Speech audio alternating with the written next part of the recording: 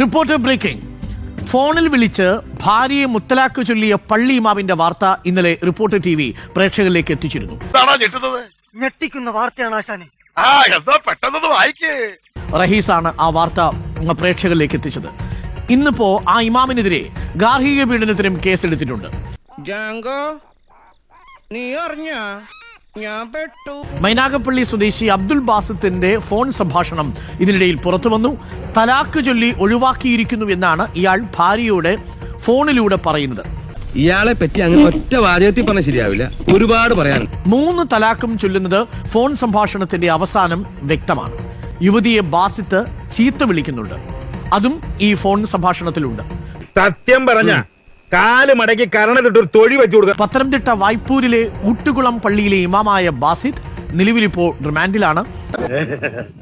നിനക്കിത് വേണം, നീ എന്റെ മുമ്പിൽ കിടന്ന് വിലസിയില്ലേ. പ്രേക്ഷകർക്ക് അറിയാവുന്നതുപോലെ 2019 ശേഷം മുത്തലാക്ക് ചൊല്ലി ഭാര്യയെ ഒഴിവാക്കുന്നത് ഒരു ക്രിമിനൽ കുറ്റമാണ്.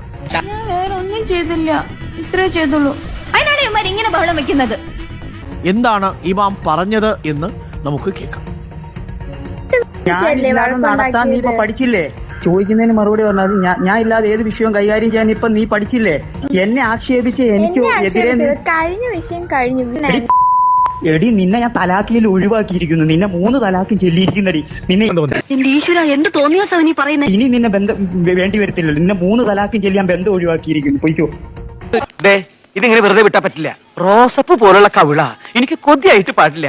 ഞാൻ എന്ന് 2 പൊട്ടിച്ചിട്ട് ഓടിയിട്ട് വരാം. എന്നെ ഒന്ന് അനുഗ്രഹിച്ചേ. അങ്ങനെ പോയില്ല, കേസ് കൊടുത്തു, ഇപ്പൊ അകത്തായി. പോയതാരായി? ഇമാമായി.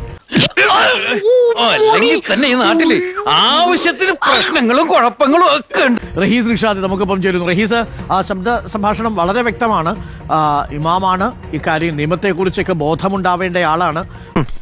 ഇവനൊക്കെ ഗുരുശാപം വാങ്ങി തട്ടിപ്പോണ എല്ലാ ലക്ഷണവും പക്ഷേ ഇതൊന്നും അദ്ദേഹത്തിന് അറിയില്ല എന്ന മട്ടിലാണ് ഫോൺ സംഭാഷണം നടത്തിയിരിക്കുന്നത്. എന്തായാലും ഗാർഹിക പീഡന നിയമം അടക്കം ഇദ്ദേഹത്തിന് മേൽ ഇപ്പോൾ ചുമത്തപ്പെട്ടിട്ടുണ്ടെന്നാണ് മനസ്സിലാക്കുന്നത്.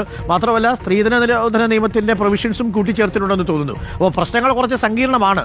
കുറച്ചു കാലം ഉള്ളിൽ കിടക്കാനുള്ളത് ഇമാം ഒപ്പിച്ച് വെച്ചിട്ടുണ്ടല്ലേ റഹീസ് റഷീദ്? ഇത്രയും വലിയ ഗതികെട്ടവൻ ഈ ലോകത്ത് വേറെ ആരെങ്കിലും ഉണ്ടാവും എന്റെ കർത്താവ്.